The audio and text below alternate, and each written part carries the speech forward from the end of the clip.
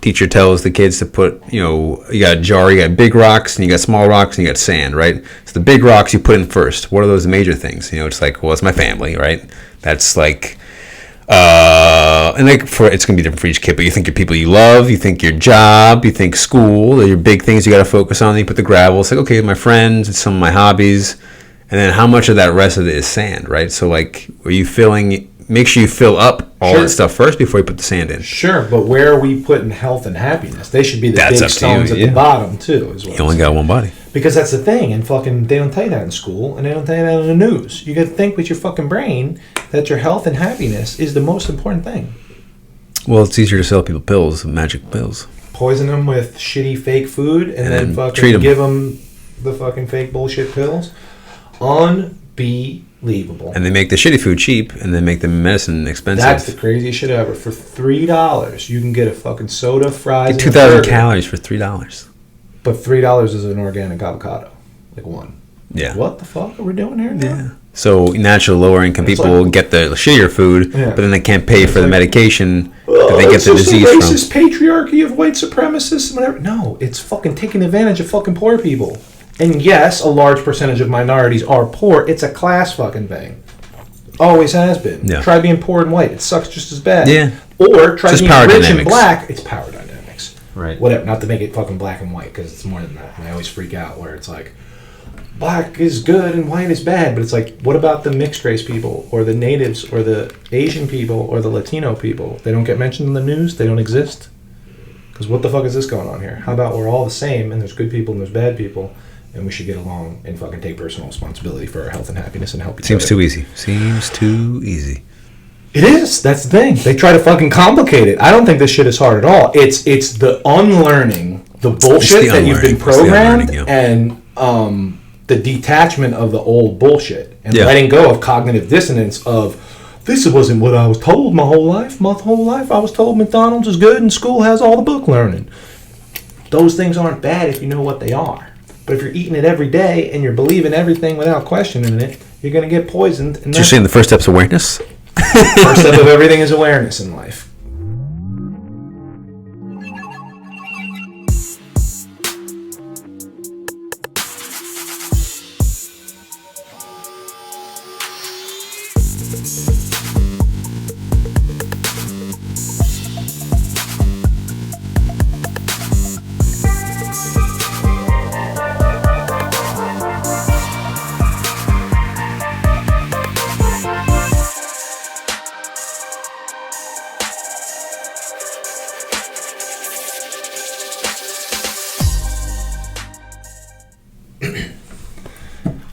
Welcome back to the Bridge Podcast. Sean Nixon here. Jonathan Matthew. How you feeling today, man? I'm feeling fine.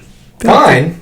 That's not good enough. Feeling fine. Yeah, like, what's the number one response you like to give to people when they ask you, like, fucking how are great. You? Fucking great. Yeah, it's amazing. And people are like, take that a certain way and shit, but that is my intention that I am using my words to manifest and make happen. Not just like, good. Speaking things into existence. I'm fucking great. Because, like, you can get, like, how are you? Good. How are you? Good. How are you? Yeah, that's what I was going to say. Fucking good. Because when you said fine, most people are like, fine. But you were like, fine. I'm feeling fine. Feeling fine. You know what I mean? Yeah. It's the same word, different intentions. Ah. And that's what we're going to get into today. Intentionalization. Every program you write or do or exercise that you do has intention to it and purpose and thought. And we're not just fucking going from point A to point B willy-nilly. We have intention and a why and a reason to it. You know what I mean? Rhyme and reason. Nietzsche said, if you know the why, you can bear almost any how. So if you have purpose, it's kind of like when we always talk about Viktor Frankl. How do you bear why? How do you why a bear? That's a good question. If you know what you're doing and why you're doing it, you can fucking do anything. That's what I get from that. Nice, nice. I used have you ever worked a front desk job before? No, like reception of any kind? Yeah, so I have like my first job was like a front desk job. Oh, and you're just at a gym. How you doing? And so you gotta keep saying different ways to. Have a good one. Have a good one. Oh, you switch it up every time. Well, you become aware of the fact that you're continual greetings over and over. Or you're like a pitcher that has like 2 or 3. Yeah. Get your kind of your What's the word I'm looking Have for? a good one. Your bag of tricks to Take say. Take care now. Yeah. Bye then. All right. I'll see you there. But yeah, like the first like 3 jobs I had. Well, I guess 2 of the first 3 jobs I had. I was interacting with multiple people, like frequently, new people coming in, like some people I'd never met before. So one at a front desk, one doing like consulting, and so you kind of get. And I one time, after I kind of a year into things and gotten comfortable with my repertoire of conversational, tools, I was onboarding somebody else. Learning how to human. Yes, basically words, you things, have a say. Throat chakra, and you can use it. Chakra. But yeah, so my one friend was like, I was training her and just watching her like talk to people, and I saw the moment she caught herself saying the same thing, or no, she said it to the wrong response. It's like, oh yeah, you guys have a great dinner. You too. Workout. You too. Like that thing. Fuck. Like, oh wait, I just did it again. Robot. Yeah, I'm a robot now. Yeah, so yeah. Don't be a robot. Awareness first, though, is the first intention. Is the first step. Be aware that you are a cosmic light being in a human incarnation, and you are not a fucking saying a lot robot. of things now, man. Well, maybe we could all agree that we're not a robot. Was the thing where you're letting someone else do the programming instead of you doing the fucking programming of what you want to do and what you want to accomplish. It's easier to let other people do programming. Well, easier is not always the best way. Is it more free? No. No, that's the thing. It's about freedom. Now, I posted something today about like an Orwell had a similar quote to like a Martin Luther King, and I kind of posted them together as far as like happiness is over here, but freedom is over there. And a lot of times people fall into comfort versus well, the thing is like freedom. what people attribute to happiness isn't even their own definition of happiness. It's a definition of happiness that's been given to them, and then the person who's giving you the definition of happiness is giving you your happiness with programming, so you're not even free to choose your own happiness, which is kind of freaky. Don't let other people define your shit. Yeah, it's like when people say like I'd rather, and then this is not the case for all jobs, but like I'd rather work 18 hours a day for myself than 8 hours a day for somebody else. Well, here we are. It's the freedom. The Americans breathing free air, not letting anybody tell us. The American colonists, as far as I know, I wasn't there, but they weren't like, we want to take all of Britain's gold and all their money. They're like, no, we just want freedom. We just want leave us alone. Yeah, let's do our thing. You got me. No taxation without representation, and then we were getting 3% tax by some jerk offs that didn't get the vote for. Now we get taxed over 35% when your vote doesn't matter either. Nobody seems to care, but I guess that's another episode for another day. That's another episode for a whole day. Jesus. But the point is, yesterday, we went over like previous goals and accomplishments that we have set and accomplished, and touched on what we're doing currently and in the future. So as goals change, and as you change, things don't change. We change. All right. But we didn't really get too much into the why and the hypothetical whys. And like we said, the next couple episodes will be case studies of hypothetical fat loss, hypothetical muscle gain, performance, health stuff that will break down the whys and the hows and the whats. But since we already broke down the what of our new programs yesterday, we can touch today a little bit on why we're doing it. And the why is like a twofold of like, what you're trying to accomplish and why, and then how we can fit that in our lifestyle of work, sleep, family, play, all the other things, and incorporate it, all the other things that make up life, so that we take away the excuse of we don't have time. Yeah, because we talked about briefly, like mentioned priorities yesterday, right? Like what's your number one priorities? It's a priority. Most people, if they got down to it, put a gun to your head, what's your number one priority? It probably wouldn't be health and fitness. It'd probably be, people would say family. People would probably say the people they love. I don't work with anybody that health and fitness is not in their top 3 priorities. Yeah. Once again, I'm butchering the word. Top 3 most important things to you. If it's family, your business, and your health and fitness, I'm in. If it's the 7th thing and I'll show up once in a while, I'm not your guy. Yeah. Yeah. Well, you got to come to that understanding. If you come to that understanding, when you're ready, the teacher appears. When you're really ready, the teacher disappears. Boom. Lao Tzu, my man over yonder. Love it. So you were saying your program, both of us, what we're doing is instead of feeding our strengths and getting better at what we already know and what we're already good at, we were kind of diving into weaknesses more. And it's kind of the same for both of us, even though we look different and have different goals, is more of conditioning and flexibility, let's say. Yeah. My why for those is to not only learn more, like getting into yoga more and lifting less frequently, less days per week. Gotcha. Is clean up a little hip pain, back pain, be more mobile and flexible, which is going to let me lift and stretch and do yoga and all these, let alone hiking, biking, swimming, and play. Yeah, this is all formal. I'm trying to do this 80, 90, 100 years at least, if not more, and live for way longer than that. So it's when you stop moving and you stop learning and laughing, that's when you're dead. So I'm trying to set up a nice foundation. I got a nice foundation of muscle and knowledge. I'm going to expand that knowledge, keep the muscle, and now bring in some more flexibility and mobility. So that's kind of my why there, is to get into better positions and feel better.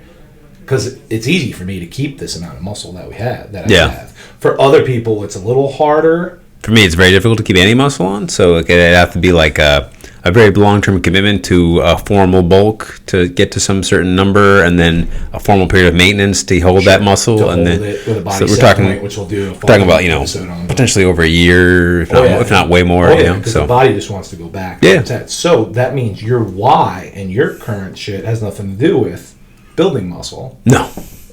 So I mean, my why is switching, because I've always had some sort of one of the 4 goals. Sure. Right. Like, getting bigger, getting leaner. Performance, getting lean, getting leaner. This one's really going to be more like my first formal health as my health overall. Or I love this. Expand. Just total complete health. So I mean, what also got me, I was doing a meditation way back, and the idea has been in my head, but it really connected rather recently within the last month or so. I think I mentioned to you before, like when I get deeper into meditation, especially if I'm doing like some more Kundalini type meditation or chakra based meditation, my blocks are always my heart chakra, my chest here, and my throat. So the green, the blue, the heart, and the chest, or heart and the throat, right? And so air is the element associated with the heart, ether is associated with the throat. Not whether that matters or not, but also my weakness is reflecting over the past. Like I mentioned, cardio has always been a major weakness of mine. When I say cardio, I mean endurance, because cardio is like a really general word that gets thrown out a lot. It can mean like marathon or body pump, and those are different things, right? But endurance, muscular, cardiorespiratory, specifically cardiorespiratory endurance. So knowing that that's where I'm blocked, and knowing everything is connected, I'm working on that energetically. So those colors are actually, surprised it can be in my kind of brand that I'm launching. And it makes sense, the message that where I'm blocked mentally and emotionally and spiritually is physical. Is related to the physical as well. So opening up the physical may potentially allow for some more opening other places, right? Surprise, surprise. Coincidences. It's like you think, well, this door is not where I want to go, but you don't realize that this door needs to go to that window to get to that door to open that door. You know, it's like a puzzle game, right? Like I'm trying to think of a good example of puzzle game, but there's ones where you like push a block all the way over here onto a button that opens this door, to do right? something else, right? Right. So it's not about like I know where I have to go. Do, right, to just get about to where what needs to be done, right? So, love it. But for health, I'm trying to get back to things again, like you. This is like I wanted to kind of cement, now that I'm a couple different business ventures and my own thing, and this what I'm setting myself for the rest of my life, essentially. So it's really more about programming the things I like to do, the things that are good for me, into my life on a physical level. That's what this routine is, forever. So I like to work. I like martial arts. I like hitting the bag. Anytime I stop doing that, I feel the anxiousness of needing to do that. Not like an angry way, but I just like to do it. Like it feels good. The same way any sport feels good to someone who plays a sport. Yoga is. I got into yoga for the spiritual aspect initially, and then did start doing the physical stuff till like years later, sure. Which is the opposite of most people. Yeah. So continuing to deepen that, especially flexibility has been another one of my weaknesses. So like you, working on that, and the strength, I'm keeping at 2 to 3 days a week. Right, it's at 3. I'm gonna have like one day where I'm going more heavy, and then 2 days where I do more like athletic performance stuff. So a lot more dynamic movements, not necessarily like max repping, not necessarily like the formal traditional stuff, but a lot of dynamic. So planes of motion, different planes of motion. different modalities, and just enjoying it, having fun, not being so structured, because I have the tendency to be like hyper structured or hyper flimsy, and I mentioned before, like structured, not stiff, flexible, not flimsy, right? So like that's, if I can incorporate that into my routine, reflect that into my workouts, everything's connected. So funny that we said the same exact thing in completely different words. That the goal now is health. Yeah, and just for both of us, and like enjoying it, and then not being so, because for me and a lot of people, it's easy. I'm very hypercritical of myself, and that's reflective of my experiences and one of the blocks I need to work on or have been working on. So not having a weight goal, because that's always been like put more muscle on or perform better. Like I don't care. My eating is what's gonna dictate whether I build muscle or not. Workouts for sure, but eating is a very important part of that. So eating too, in programming with my workouts for feeling good, feeling healthy, obviously to maintain some muscle, potentially build some muscle, but not specifically for the goal for that. Yeah. So we both are doing health goals, and I said more like emotional, spiritual through yoga, mobility, and stretching to clean up hip pain, back pain, and explore emotional and spiritual stuff. And going at it one way, and you basically said the same thing in completely different words, but going at it with a martial arts and conditioning. Yeah. Same. Only different. Ridiculous. So the whole point is anything you do should be conscious, meaning awareness of not only what you're doing, but why. Okay? So every exercise, every program, whether you're getting it online from a trainer or making it up yourself, think. Don't think like me. Don't think like somebody else. Just think. Ask questions, question everything, and critically think, okay? So unconscious programming is when someone is programming you, and you don't even realize what Kanye fucking yells about, and everybody calls him crazy when he's saying everybody's slaves. You're mental slaves to the TV and Facebook and believing everything without researching and questioning. Yeah, when you open your phone and you unconsciously first thing go to Instagram and start swiping, that's you're not doing that consciously. That's an unconscious program, right? And then girls feel a certain way because every girl is fucking photoshopped and this and that, and guys feel a certain way because it's photoshopped. And so now I'm programmed like that's what I'm supposed to be. And then what happens with I feel less now. Well, yeah, that's what happens is like I know I can see this isn't that is good. I'm not good. That's the like no one's actually consciously thinking that, but that's the unconscious. If you're looking like lines of code, like that's what it's like. 100%. That's what we're talking about. Code and I'm incorrect. Guess what? Right? That ain't real. It's all constructs. That is all. It's all projected onto you. Projected onto you. And it feels real because a lot of people unconsciously agree with it, but that's sure. But that's and it sparks emotion, and emotion you feel in the present. Yeah, it feels real. And emotions trigger thoughts, and that creates feedback loops. So we're going to tell you to take a step back, be aware, and be conscious of everything you do, because unconscious programming is believing everything you see on TV, Facebook, every headline and article you read, anything a trainer or an influencer fucking says to you, without any question or without knowing why. And even the word influencer is fucking such bullshit where I don't want to be influenced, nor do I want to influence anybody else. I want to teach and inspire, sure. Yeah. But I want you to fucking ask questions. Yeah. Because and know the why. Yeah, influencing inherently has kind of like no direction with what it's trying to do. It's just trying to impact your thinking. That's or what it means. It's manipulating people for profit. That's what influencing means. Is just to like, I'm having a say in the way you think is what that means. Right? And I think that's bullshit. So I'm going to get into your brain and then I'm going to influence you. Free yourself from mental slavery. Okay. And that like awareness really and being conscious, all that stuff starts with we talk about the why behind our programming. That's a derivative of curiosity. Alan Watts says, "Study your experience, study yourself." If you're a zoologist and you're studying animals in the field, you don't attach yourself to the animal. So why would you attach yourself to use? You're studying their habits, their patterns, their fucking environment, what they do, their social stuff. But maybe even animals is a bad idea because people get attached to animals too. But like a tree, if I'm studying a tree, that the behaviors and patterns of trees too, or any other thing. So study your own experience. As soon as you ask why, and now I've detached myself from the experience, and now I can begin to objectively. So when the hardest time for people to do this is when you make a mistake or when something traumatic happens, which is its own thing within and of itself. Sure. Or you have a negative thought, negative feeling. The instinct is to either attach with it or suppress, deny. Or you could love your dark thoughts. Yeah, or you can just pull out and say, okay, well, why did that? What was the reasoning behind that? So I'm asking questions now. I'm getting curious, right? That's how you learn. You ever play the game 20 Questions, right? if you have the answer, right? The only way I'm going to get there is if I ask questions. If you keep asking the questions. But if I'm like, I don't have the answer, and you can say, well, just keep asking questions. You got 20 more to go. I don't want to. I want the answer now. Just give it to me now. I want to give it to me.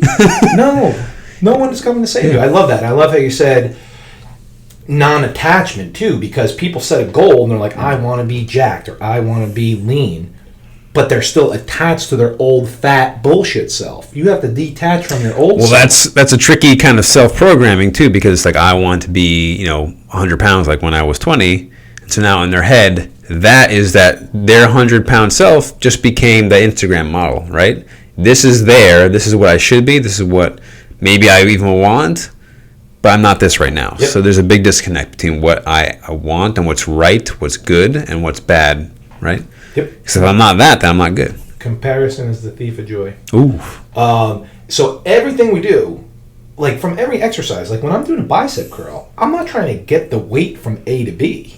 I'm trying to stimulate my bicep muscle. So I am lengthening and shortening through full range of motion, knowing the attachment, origin, insertion, and the function of the muscle, but that's a little deeper. But my mental visualization and intention is on that muscle. You've heard of mind-muscle connection? Because everything is connected, and you're using your nervous system. My brain controls my movements? Your brain controls everything, is what I'm saying. And everything is connected.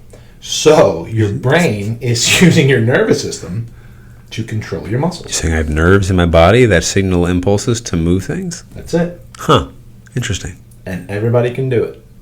So, Ian, there's a cool study. This is a secondhand story, so you may have to double check, fact check me. And I heard this in high school, so this is a long time ago. But I believe it was Shaolin monks, Buddhist monks, some sort of monk in the eastern region of Asia. A couple of them were able to heal their bones faster just by visualizing the bone regrowing and reforming and healing. The doctor doesn't heal you when you have a broken bone. They set the bone and your body heals it. So your intentions of that, have you ever seen better studies? When they put intent to water droplets and look at it in a microscope? You ever seen those pictures? No. I'm going to send you that, dude. Happiness, love, amazing, and you go on the water droplet and it's like an amazing smile thing, and then it's like sadness, fear, depression, and it's like a fucked up under the microscope. It's like all fucked up. Well, they've done that with plants too. You talking nice to plants that you water the plants with. I was going to get into that. Oh, that too. I was just saying talking to how you talk to the plants and how you treat the plants impacts their growth. Well, that is the energy. True. Yeah. And I've even seen a study where you do the control is just water, but then you got the same water and the same water in 3. So the first water you don't do nothing with, because that's a control. The first variable, you fucking say, this water sucks, this water's poison, I fucking hate you, this water has depression. The other water, you love it, and you say, this is the most beautiful water, it's going to nurture everything. Water the fucking plants with all 3. The fucking depression water that you said was bad, the plant fucking dies. The regular water grows at regular growth, and the fucking water you put love to, the plant grows faster. Interesting. And healthier and better. So if you can do that to a plant, why do you talk shit about yourself and say, I'm fat, I'm depressed, I'm this? Your cells are listening to that. 75 trillion cells that are listening to everything you fucking say. Yeah, it's just a feedback loop. People don't believe like the power of talking and belief and stuff like that because it can get hijacked by the hyper woo nonsense who aren't really understanding the concept of it. They're just kind of bastardizing it. Yep. But again, we talked about the brain. Where do your the subconscious is running 24/7, and it's not logical. It believes everything you say. When Muhammad Ali says, "I am the greatest," his brain is like, "We're the greatest." We're the greatest. He's not that fucking question. Here's the greatest. Yeah. You have to ask the questions and tell the truth to your friends. And for him, again, and for anybody, it's not even just saying it; it's saying it so much that you actually believe it. That's because it's easy to say something. It's easy to say something. It's a little harder to write it down, and it's a lot harder to believe it, and it's a lot harder to feel it. But when you do all those things, that's manifestation. That's the work. The work is essentially preparing yourself again to be who you are, and that's the first step is believe it. Yeah, really. Be who you say you want to be. Yeah. You know, I want to be fit. But then how come you're not acting like that and talking like that? And then your brain, doesn't know, like if you're stressed out, doesn't know time. Swerving on the highway, anxious and late, it doesn't know the difference between you trying to get to work on 5 minutes on, you're going to be 5 minutes late or being chased by a tiger, So your brain has the same response. Just telling you, nervous system has the same response. Why zebras don't get ulcers? I know the book. I've never read it, but that's... Because they're chilling 23 and a half hours a day. And once in a while, they have to sprint away from a lion, and then they fucking shake it off. You ever see like a dog or an animal like shake and shit? They're getting all the jitters. And they're like, oh, I'm going back to chilling. Everything's fine. But when you're sitting in traffic in a fight with your girl and fucking getting yelled at by your boss, it's stewing. And now you got 24/7 stress. And that's when cells degenerate and you get fucking cancer. Because it's stress, stress, stress. Instead of chilling, stress, back to chilling, it's fucking stress the whole time. And your cells Chronic disease comes from chronic stress. Period. Chronic inflammation. Period. So that is like we were saying with diet, everything you consume. If you're putting poison in your body and people are yelling at you and you're negative and your exercise is not good and your sleep is not good, that is poison your body, and you are doing that to yourself because you cannot let other people influence it. Fucking da-da-da-da-da, McDonald's, oh, it looks delicious. I want 30 seconds 30 seconds of pleasure in my mouth. Yeah, fucking he doesn't eat that shit. Fucking ridiculous. And then you're like, oh, but Mayweather eats McDonald's and Chad Johnson. Those are outliers with ridiculous genetics. If you're going to go chase outliers, you go for it. Go for it. The best version of yourself and stop comparing yourself to other people like we fucking done told you before. Yeah. So the visualization and intention and manifestation is the same exact thing during every single exercise. I fucking dig my toes into the ground. I set up my posture. I breathe and I brace my core muscles. I initiate with the working muscle and I keep my brain on the muscle that I want to stimulate. And even like a bicep curl is a really good example because it's seen as like especially a standing bicep curl because it's like an isolation exercise. Really? But the difference between you engaging every muscle in your body and then not is very, very different. Huge. It creates a massive impact on your ability to lift the weight. Huge. This whole thing, this vehicle is one piece. So even though you're biasing and putting load on the biceps, it's a full body exercise. Everything is a full body exercise. Even if you think you're doing an isolation exercise, everything else is doing an isometric static hold to stabilize. Yeah. So like you said, standing bicep curl. I'm digging my toes into the ground, flexing my quads to extend my knees to stand up, squeezing my butt to stabilize my pelvis, squeezing my abs and my ribs down a little bit to stabilize my trunk. I'm pulling my shoulder blades down to stabilize the scapula. And then the only thing that's moving is the biceps. A lot going on there, but not to mention the breathing, the control. So something that seems simple that all of us have done at some point in varying form, right? I'm doing stuff. No, picking up because you have no intention and you're doing it unconsciously instead of consciously. Yeah, and the body unconsciously, we talked about eating too before, but with movement, it's going to find the most efficient way to do something. Oh, it doesn't give a shit about whether you want a big bicep or not. It's like, oh, we're trying to move this. What's the easiest way to do this? I'm going to lean back, get some momentum, and what's up? Oh yeah, he wants to get this up. Yeah. So let's fucking swing. Your body wants to survive. Your body's like it's not on board with your bullshit nonsense of what you feel like you need to be. It's like, can we survive? Good. All right. It wants to be a zebra, but we refuse to let our body be a zebra. It just your body is not on board with your bullshit nonsense the whole time. That's why lifting weights is awesome, because it's just manufactured adversity. If you take a dumbbell, it just sits there forever. You don't have to lift it. No one's going to shoot you in the head. It's not going to pay your bills. Like, you're not going to die if you don't lift it. Yeah. But if you set a goal to lift it 10 times and then you do that, you've just set up an adversity, a challenge, and accomplish something. And that builds confidence and momentum, and you build upon that. So why not do that with conscious intention?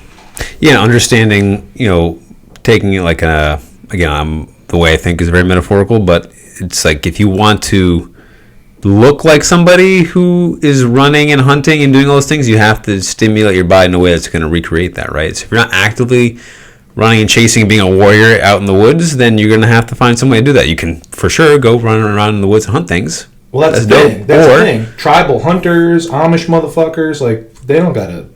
They're baling hay and fucking plowing shit and running in the woods. Chained to a cubicle, and you're X amount of dollars in debt, and you're fucking hunched over a keyboard all day, you got to do something about that. Yeah.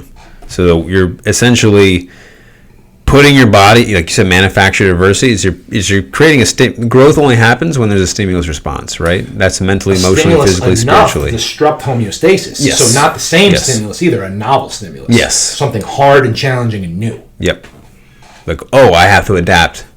That's literally... Humans are super adaptive. Our bodies are very, very adaptive. So it's just about getting the right stimulus in place. Well, that's literally, people say, Darwin is like survival of the fittest and shit like that. It's not really that. It's a person can't really evolve. A species evolves by the weak ones dying and the ones that are the most adaptable breeding and reproducing. Yeah. So it's because he's looking at it from a zoomed out perspective of an entire species, not this one person who's attached to them being this one person is now. No, it's not about you. It's about us. You ever seen a bee make honey? No, you haven't, because one bee can't make the honey. We all work together. All working together, motherfuckers. Teamwork makes the dream work. But people want to be like, oh, let's put the brown people over here, and the Christians over here, and the females over here, and the males over here. No, we're not separate. We're the fucking same. We have to work together. You ever see an ant just chilling, no anthill? Like, I'm on my own, dog. The red going solo. No. Bug's Life. That happened. Right. Yeah. But who? Evil cabal of corruption.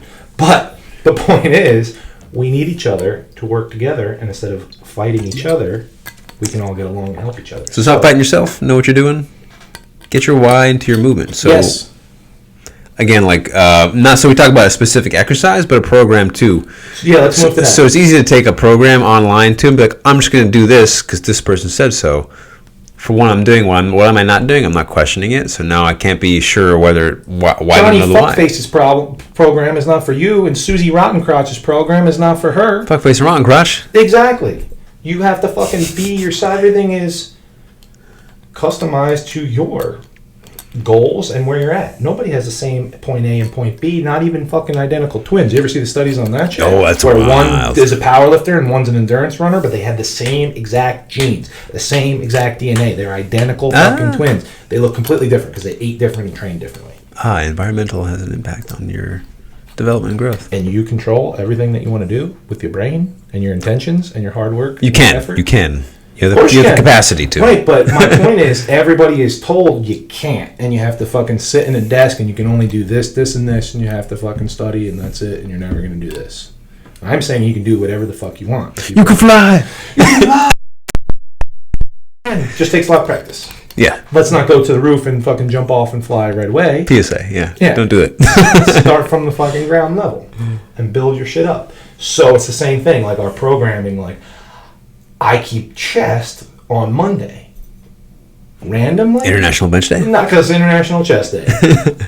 Because what I used to do before I realized my weaknesses was I was always do legs on Monday. Because I worked at Workout World, which is super chest and arms only dudes. By Wednesday, the gym's empty. Yeah. By Thursday, there's nobody. Friday, I'm in there by myself. Yeah. So Mondays, I would always do legs because of that. But now I realized, hypertrophy-wise, chest is a weak spot of mine compared to quads or back or shoulders or something like that. So I put it Monday. Why? Because I have extra sleep, extra rest, extra recovery, and oftentimes, most of the time, extra calories from the weekend. So that's going to be fuel for Monday. So that's a smart thing to do consciously instead of unconsciously. Like the same way it was smart when I was doing legs, because I consciously said, I can't get a bench press. I don't want to stand around jerking off for fucking 20 minutes waiting for fucking some dickhead to get off the bench. I'm going to do legs on Monday and do chest on Tuesday. So now I do chest on Monday to cash in those extra calories. When I train a power lifter, we do legs on Monday for that same exact reason, because 2/3 of their fucking sport, is squat and deadlift. So you need that leg juice. So why don't you hip drive? Why don't you do that after you have extra rest, extra calories, extra recovery? Boom. There you go. Work on your weaknesses. The same way, if you're planning a cheat meal and you don't know what exercise you're doing that day, do your weakest body part, whether it's strength or hypertrophy. Blow that muscle out and then go enjoy that food. Get what you don't. And also, if you put what you like at the first, it's so easy to shrug off the stuff you don't like. Yep. How many of us have done that? Right? Every time. Path of least resistance, once again. Exactly. And then it's the same thing if you're training an in-sport athlete. The day before the football game, you're not going to fucking squat and deadlift. We used to fucking watch film. Have a bad time. We would play on Friday night or Saturday, watch off on Sunday, watch film and lift on Monday, because you had the longest amount of recovery time until the game again on Friday or Saturday. Sense. Why? Because it fucking makes sense. So use your brain. Don't be doing what other people are doing, specifically fucking stupid YouTube and Instagram influencers and fucking TikTok fucking dancers Just swinging their dick people around. with good genes that are projecting good genes onto. Sure, they're working hard for sure, but some of them. But a lot of them just look that way. A pretty face and a big butt, or a pretty face and a six pack, and you're using steroids and Photoshop and filters and all this other shit. That's not real life, man. Yeah. You are the only thing that is real life. So it's your responsibility to be aware. This is not real life. Do I really want to be that, or do I want what I think they're projecting, which is just happiness, right? You want that. Woo!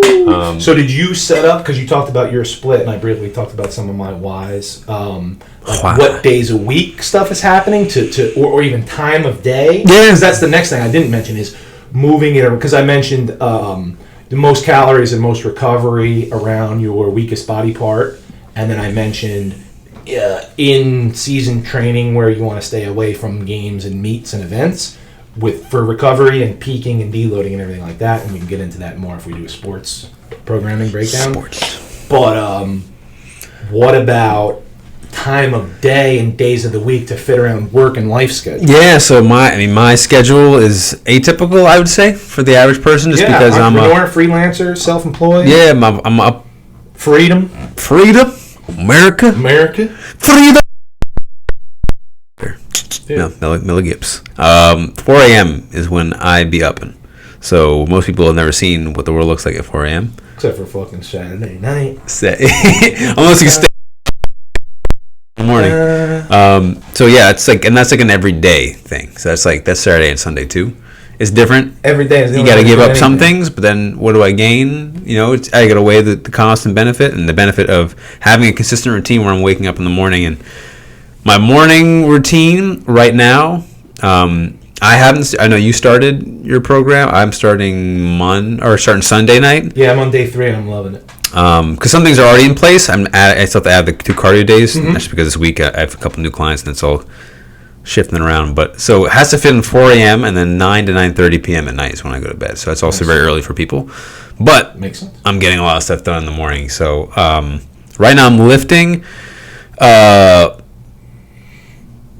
So it's also because I teach too. I teach yoga. So and those days are kind of like right now, my schedule are kind of anchored to those days. So I teach Monday evening and I teach Saturday or Friday afternoon. So that's where I'm working around the most because that's I'm accountability toward the students of the studio. So those are my times. And then so it's not you don't have time to work out. It's these things can't move, so I move my workout around. And the reason my mentality is a little bit more flexible, not as structured, is because I know I'm going to have some more fluctuation. But being as consistent with like the time blocks, like this block of time is dedicated to movement. If I need to adjust what that type of movement is, I can do that within the week. That's because more of an advanced thing, but I like it because you're really being flexible with lifestyle. Yeah, so like right now, if I had a specific goal, is to get through all my workouts, yoga, lifting, cardio, just completely throughout the week. And for the weights and stuff, I'm going to go with progression in terms of but I'm not specifically trying to like get to 170. I'm not measuring the scale. I'm not measuring specific weights to get to a specific number. I have just general, basic, simpler milestones to get to within those. But the ultimate broad goal is to I want to integrate this into my routine. Yeah, I love that. So I love that, and it's going to be you got to force it in the beginning, and then it becomes a habit. And that was the other thing we didn't say yesterday as far as the whys. We didn't say what are measurable. Yeah. How we're going to track shit, and I love how you just talked about that right there. Right now, we're so advanced, and we've done so many tangible, measurable goals that we're going by feel at this point. Yeah, it's just going to be an intuitive thing, and it gives me a lot more freedom. And again, like I told you, I have a perfectionist attitude, which can be beneficial, but can also be a drawback when unbalanced. It's so if something's just off, like if I screw up one thing on the routine, the whole fucking week's ruined. Yes. Like that's my old programming. It's like it's over. It's Monday morning, I woke up 15 minutes late. It's like fuck. It's over. Okay. It's done. Next Monday we'll start sleeping in. So, for me, working out in the morning or getting my cardio in the morning, I like doing that better. I just like the feel of being up early by myself and nobody else is up and doing high intensity cardio stuff, and the brain stuff. The benefits of that are great too. So what kind of water, caffeine warm up are we doing before you're going into high intensity cardio? So I'm not doing caffeine before because I'm up so early. So I do actually do caffeine after. Actually, caffeine probably 10 a.m. So even later in the day from 4 a.m. Because At that point, like I do, because I'm going to bed at 9, that means I start to get fatigued a little bit earlier in the day compared to the person who's going to bed at 11 or something like that. So hydration is just constant. I definitely always drink maybe about like half a liter the first thing up in the morning. I just chug it because I know it's easy to forget and I'll need it. Oh yeah. And so cardio right now, that's going to be on like Wednesday and a Sunday morning. So no food, no caffeine, just chugging some water. I like going fasted for any kind of workouts, not because it's better or worse. Because that's the way. I'm like, no, I just like it. Like, I just don't like having. If you don't like it, don't do it. Like I've learned the hard way. Like my bias sometimes is slower to digest things, and I've eaten it even an hour and a half or 2 hours before like a workout. Feel sluggish and and that's like a long time for a lot of people. And now the body wants to pull blood into your leg muscles and away from your digestion. So then food's either sitting in my stomach or I'm not getting the kind of blood I need to my muscles. So no fucking good. Divide those times up. So I like that. So that works different for everybody. So that's moving around time of day. Yeah. And ideally, if I could, I would get all workouts in before noon, but just the way my schedule is, I have to do like some yoga stuff I'm doing in the evening time, so that's going to impact that. Some strength stuff based on my schedule is going to have to be around 10 or 11 or that's stuff cool, like that. Because the yoga you do and the yoga you teach isn't so stimulating and yeah. The flow classes, there's still some of them are challenging because it's more like a stability one. They will fucking whoop your ass, but the point is it's more yin restorative versus a power yoga or a fucking. But it changes up because sometimes it is more restorative, sometimes it is more. It's a lot of isometrics that you're not used to. And that'll fuck you up. But what I'm saying is, would that affect your sleep the same way squatting and deadlifting at 8 p.m. would? No, I don't think so. Right, because yoga will still just still in and of itself, the movement, the breathing specifically. Down. So I'm not saying it's not tough. That's how you fucking take a real athlete and you have him hold a pose and watch him shake and cry. It's different kind of strength. And then in the morning too, like a big part for you as well as me is getting the mobility stuff in. So like programmed into the first 2 hours of my morning are going to be the same. It's going to be meditation, journaling afterwards. Then I do some mobility stretching. Then I do some calisthenics, so 30 minutes of, when I say calisthenics, technique-specific stuff. So if I'm working on like a front lever, if I'm working on an arm balance or a handstand or L-sits, stuff like that. Every single day that we're not counting as exercise. I don't count that. Movement. Yeah, and I count that as like the same way you count guitar practice. It's like high-frequency stuff. Or going for a walk. Or going for a walk. Yeah. And that kind of stuff, because if there is a specific goal, it's to really get better at that kind of stuff, or get stronger for that specifically. You're telling me the only way to get better at something is to practice it every day? Oh, yeah. So multiple times throughout the day. So if I have, that's the best. Because I use a Pomodoro technique, so 20 minutes on, 5 minutes off, or whatever arbitrary number of value. During that break time when I'm getting up and stretching, to practice something 4 or 5 times and I'm done with it, right? So usually the first couple times you do something is when you do it the best, and it starts to fatigue very quickly after that. And people plow into the fatigue, and now you're practicing shitty form, shitty technique. That's how people don't get better. Like, I'm doing so much more. Like, more is not always more. Sometimes less is more, except when more is more. Makes perfect. So yeah. So it's really high frequency because I'm not pushing things so heavy on my lifting days. I'm not worried about overtraining because, again, it's more dynamic. I'm not going as heavy as I ever need to. I will say it right here. Overtraining is a bunch of bullshit. It's under recovery, planning properly. Yeah. So there's no overtraining. It's, again, the main focus is anchoring these within the spots I want for them to be forever on my routine. So it's sustainable. I like you said that forever. Love it. Yeah, because in the morning I go straight to meditation and then some yoga, stretching, mobility stuff just to get moving.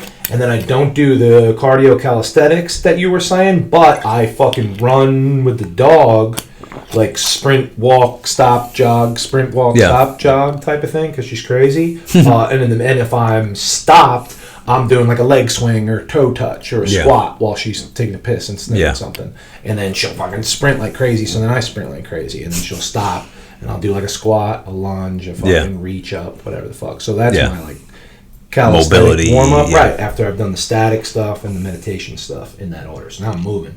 Then I get the weights out of the way, and then we're here. And then the whole rest of the afternoon is just personal business, and then at night I train people. Yeah. So it's a weird structure, and then I'm up fucking all night reading documentaries, editing videos, fucking going crazy. Yeah, that's like that with like our industry. It doesn't have to be this way, but I'm training people.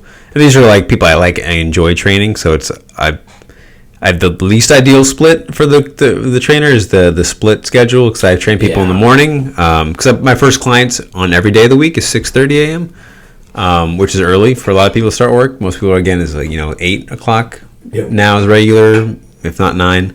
That's why I have to be. No, I don't have to be up. That's why I like to be up at 4. I don't like rushing because my instinct is to rush. That's because I'm good at improvising, which is again the balance. Yeah, so it's like, am I leaning too heavily on that? Yes, I think I have before. So I would rather need some structure, which a deficit of mine or a weakness of mine is because I just don't think that way, or I'm not used to unnaturally that. So I have to be conscious of that and program. It's great to have a plan and then be able to improvise. Yes, yeah. Plan. And then people are always tell me the best time of day to work out, and the best. Now you want fucking scientific studies that don't relate to real life. I'll tell you, testosterone peaks around 6 or 7 a.m. and 6 or 7 p.m. They're with your circadian rhythms and cycles. So working out after work is nice. Working out before work is nice. In the morning and the night, your hormones are going to peak. Every exercise is just a stimulus, and the whole thing is a hormonal game. But the real answer is when you can fit it in sustainable due to work, sleep, and life. Yeah. And school and whatever else you're fucking doing. And that comes back to your priority. And what's your number one priority in your life? Okay, we know what that is. And then what is everything else?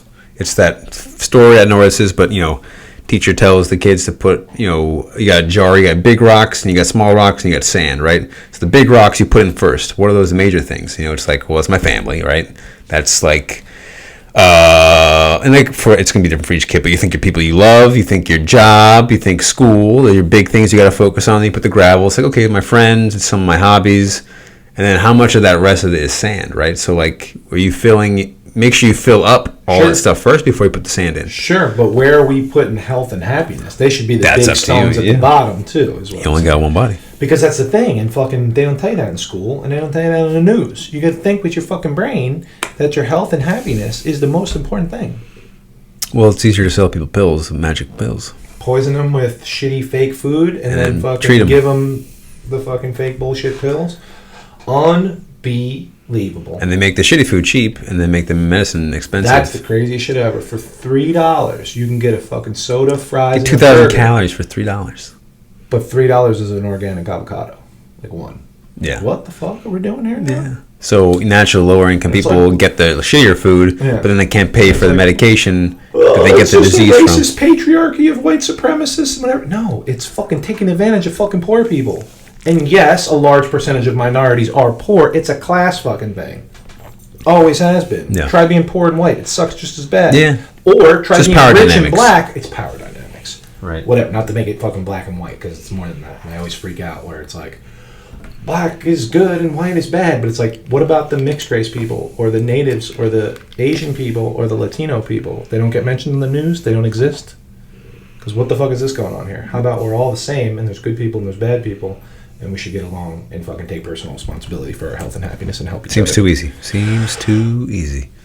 It is. That's the thing. They try to fucking complicate it. I don't think this shit is hard at all. It's the unlearning the bullshit that you've been programmed and the detachment of the old bullshit and letting go of cognitive dissonance of this wasn't what I was told my whole life. My whole life I was told McDonald's is good and school has all the book learning. Those things aren't bad if you know what they are.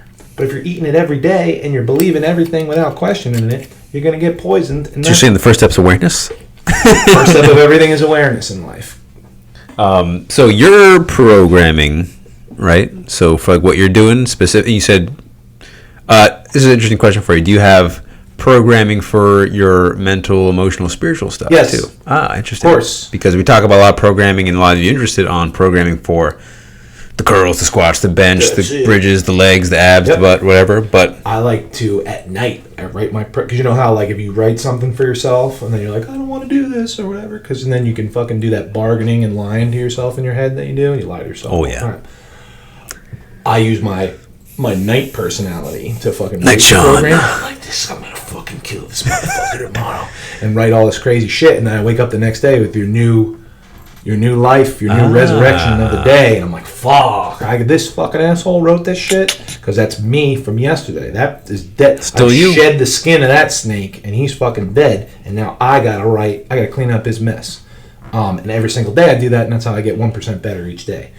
What was your original question? Yeah, programming your emotional, spiritual stuff. So I write it myself, and then I fucking stick to it with discipline. But this mental, emotional, and spiritual programming is I schedule out when I'm gonna meditate, when I'm gonna do yoga, when I'm gonna go to float tank, acupuncture, take some plant medicines, go for a hike, whatever I'm gonna do. That's all scheduled out.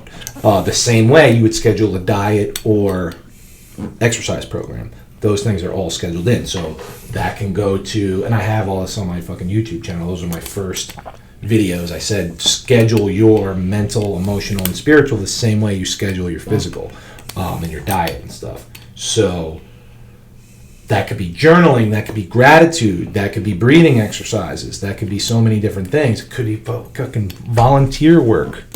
That's why that feels so good, is because you're not thinking about your bullshit. You're helping other people. When you're just sitting there bored, pill popping and scrolling and fucking opening up tabs and fucking doing whatever the fuck you're doing, you're stewing in your old bullshit. When you're being of service and helping other people, you have empathy and compassion, and that's where your mental attention and energy and emotion is going. Paying attention to your own experience is a negative thing, but when you're caught up in unconscious programming, you're not really paying attention to anything anymore, right? Your attention is just being given and taken advantage of. So as soon as you have to, if I'm interacting with somebody, and this is not, you don't have to, but it pulls my attention to something else. If I'm volunteering and helping something else, I can step out of myself, which gives me an opportunity to detach from the bullshit. So when I re-enter that experience, if I'm aware, I've been practicing meditating, practicing awareness, practicing journaling, all these things that don't seem tangible, those are the moments where I'm going to be able to say, I just had the urge to go open up Facebook or Instagram and scroll. Why? It's because I've always been doing that. Why? It's because I feel better when I don't have, because I have responsibilities right now. I don't want to pay attention to them because I'm afraid of them. Versus consciously, I want to talk to this person, I want to message my aunt, I want to post something, I want to see something and look something up, and there's a means to it. Versus I'm bored, let's mindlessly get brainwashed. Yeah, and then in a workout space, so two things. Like in a workout space, just relate this. One big area I see almost everybody, and including myself at one point, and the reason I got this early is because the dog crap is not what do you do, like the space between your sets, or people are just hunched over in the worst posture ever. It's like, and then this. I've seen it like, just like, they're in it maybe, like in the exercise, and then they stop, and then it's just a little drone to the phone for an arbitrary amount of time. Ever for an arbitrary amount of time. Yeah. Because I'm not saying I've never changed a song, checked me neither, scrolled through. Yeah. But I know the exact time and what I'm doing. Yeah, I drop it. I always have time set out for it because it matters. It does matter because that's something you're paying attention to. If you're not intentionally planning out your rest. We talk about planning a rest, like sleep and stuff like that. Planning your rest between your sets is really, really important. And if you're resting 30 seconds between max effort lifts, you're not going to have a good time. You're not going to have a good time. And if you're resting 5 minutes between like what should be a hypertrophy set, like what are you benefiting from? And it's easy to, like, I've been, in the, especially when you're younger, like the bullshitting around at the gym, which is. We've all been guilty of that. Nothing, nothing wrong with having fun. Grow up and be conscious of everything. But if you want to maximize your effort, if you want your friends who are chatting you off to be the best version of themselves, focus your real friend says, "Let's go, motherfucker. We can fucking talk later." Have intent. And the second thing, really great technique that's like applicable that you can do right now. It's really easy. Is just taking Tara Brach and the Buddha mention it as the sacred pause, right? So Buddha, intentional silence, intentionally pausing. So, and that can be, and I've taken that into like these little mini micro meditations. But I can't slow down. I'm anxious. I have so much to do. I'm falling behind on my work. Probably means you need to slow down. Because my mind, because I'm that guy. I'm a fast person. I think very fast. I talk very fast. I write very fast. If you take a little time out. Tortoise in the hair, right? Different. Always. But so like right now, if I'm, especially because I have a whole to-do list because I have a bunch of different things to do, and I have my list which keeps me organized, which is great, but I see it and I think of all the things I have to do, and I start going into the mental race of gotta get this. That's your man Alan Watts. You can only wash one dish at a time. In your whole life, you will only ever wash one dish. Can't wash them all? You see this whole pile of dishes, you're like, oh my god, this is going to take so much time. It's your octopus, I guess, maybe? Right, and some cartoon shit. Yeah. Or you can take a deep breath and smile and maybe even put on some good music or a podcast or an audiobook and wash that one dish and do a fucking great job. Fucking put it down. Yeah. You can only do one thing at a time. Yeah, so if you have a bunch of stuff to do, especially if you have a lot of things to do, a lot of us have a lot of things to do all the time, pause. Take 3 breaths is what I've been doing. Just 3. It's super simple, right? Because it's not like I'm asking you to go sit down for 10 minutes and meditate, nope. which can be a lot. 10 seconds. 3 seconds. 3 breaths, rather. 3 breaths, 10 seconds. I like to, yeah. Hard exhale. And I don't move until I've set my next intention for what I'm going to do. Oh, so I like that. That's segment intending, which... Here's what I'm going to do next. Like Abraham Hicks mentions, but people have been doing it forever. It's just, okay, pause. I'm not going to move until I set my next intention. Because if I'm moving, I don't have intention, that's unconsciousness, right? So if I pause, pausing in and of itself is reclaiming back my power over what I have to do. And saying, these unconscious things aren't pulling my attention because I just chose to stop. I just made a decision. Love that. So that's intent right there. So now we're on the momentum of, I just made an intention to stop. Love it. What's my next intention? I'm not going to move. All right. I was thinking about this stuff. Let me just go wash that one dish. Here's I gotta get it, So people think they got 10 priorities and they can multitask. But if you take 3 deep breaths and put your intention on the next thing, I'm not saying don't write a to-do list of 10 things. Yeah. I'm saying do the first thing and then take a breath. Just know that it's going to get done only one thing at a time. One thing at a time. And that reminds me of, let's wrap up here with something big. That reminds me of when you hear people talking about kill your ego and kill your ego. When we talked about you don't want to kill your ego, you want to train it like a puppy. And you show them who's dominant and who's boss and who's running the show. Then once you fucking discipline them and show them that you're in charge. Alpha. He's not, and who's the alpha of this pack? We're in this pack together. I'm running shit here. You're here too. Then you give your ego and your puppy love, and you incorporate them into the Yeah, if you adopt an angry pit bull that's violent and vicious, that sounds like a lot of people's egos, right? And it starts biting at the floor. Some people would, right? Some people would beat that dog, and it's probably been beaten before, which is why it is the way that it is, right? Or you can recognize this is an animal that's been treated badly. I've treated myself badly. What a surprise, right? So I just need to discipline it. Again, like you said, that's great. I love that metaphor because it's like we're in this together, right? It's this like antagonist thing, which is the divisiveness and duality of people's minds. That the ego is the opposite of who I really am. It's just a part. It's literally a part of how you need to survive, right? So that's what I'm saying. We need it. There's no killing it. That's what gets shit done. Yeah, because you could have a wolf that's trying to kill you all the time and you run from the wolf, or you could train the wolf and you can be your hunting buddy. That's it. And every now and then it'll piss on the the edge of the couch and you go like, hey, what the fuck was that all about? My couch. Yeah. And he was just trying to let you know something, right? So you're like, well, why did he do that, right? So that's even deeper. Just super deep. Train the wolf inside you. We'll see you next time. Peace.